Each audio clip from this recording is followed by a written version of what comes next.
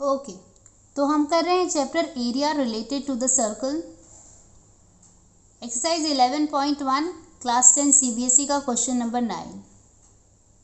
Question है, a brooch is made with a silver wire in the form of a circle with diameter 35 millimeter. The wire is also used in making 5 diameters which divide a circle into 10 equal sectors as shown in the figure. ये देखो figure हमें दिया हुआ है, ठीक है। Question क्या पूछ रहा है हमसे, find the total length of the silver wire required. Okay, तो देखो ये ब्रोच बनाया गया है उस सिल्वर वायर का। तो सिल्वर वायर कहाँ कहाँ पर लगेगा, एक तो हमें ये सरकमफरेंस पे लगेगा, राइट, प्लस उसने जो 5 डायमीटर बनाए हुए हैं उसमें भी लगेगा। तो अगर हमें total length of silver wire required पता करना है तो हमें हमें सरकमफरेंस निकालना पड़ेगा और उसमें ये 5 डायमीटर का लेंथ ऐड करना पड़ेगा, ठीक है। तो पहले तो हम सरकमफरेंस ऑफ सर्कल निकाल लेते हैं। हमें देखो डायमीटर दिया है, डायमीटर है 35 mm, तो ऑब्वियसली रेडियस क्या हो जाएगा इसका हाफ, 35/2 mm, ठीक है। तो हम लोग सरकमफरेंस ऑफ सर्कल निकाल लेते हैं। सरकमफरेंस ऑफ सर्कल क्या है फॉर्मूला, π/2πr, राइट। तो 2 × पाई है 22/7, r का वैल्यू है 35/2।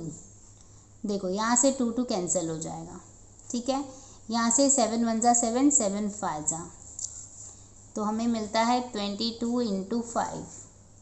तो जब हम लोग 22 × 5 करेंगे तो हमें मिल जाएगा 110 mm। तो ये आ गया सरकमफरेंस ऑफ द सर्कल। अब हम लोग लेंथ ऑफ 5 डायमीटर निकाल लेते हैं, ठीक है। हम लिखेंगे लेंथ ऑफ 5 डायमीटर, ठीक है। अभी देखो एक डायमीटर 35 mm, तो 5 क्या होगा, 5 × 35, ठीक है। हम लोग 5 × 35 करेंगे तो हमें आएगा 175 mm। फिर हम लिखेंगे therefore required silver wire क्या, circumference of circle मतलब 110 + 175 लेंथ ऑफ 5 डायमीटर। इनको जब हम ऐड करेंगे तो हमें मिलेगा 285 mm।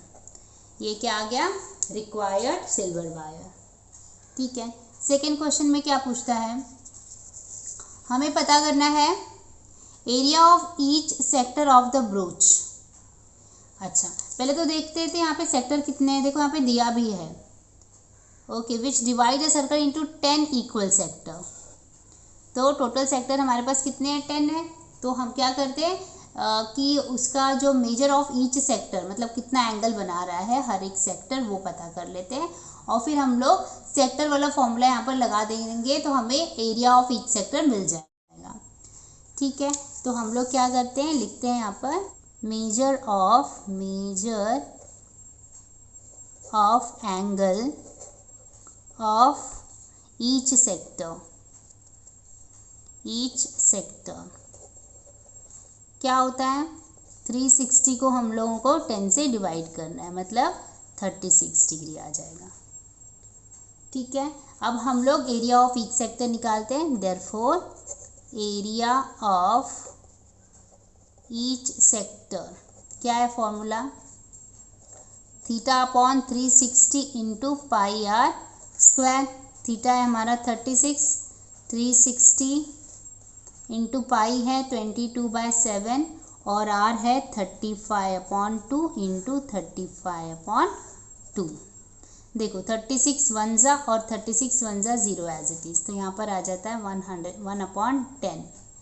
आगे देख लेते हैं, यहाँ पर देखो 7 1 जा 7, 7 5 जा और यहाँ पे 2 1 जा 2, यहाँ पर 11, तो यहाँ पर आ जाएगा 11 × 5 × 35/2, ठीक है। और कुछ कट रहा है तो हम काट देते हैं। देखो यहाँ पे 5 2 जा और 5 7 जा, ठीक है, अब हमें क्या मिलता है 11 इंटू 5 इंटू 7 अपॉन 2 इंटू 2।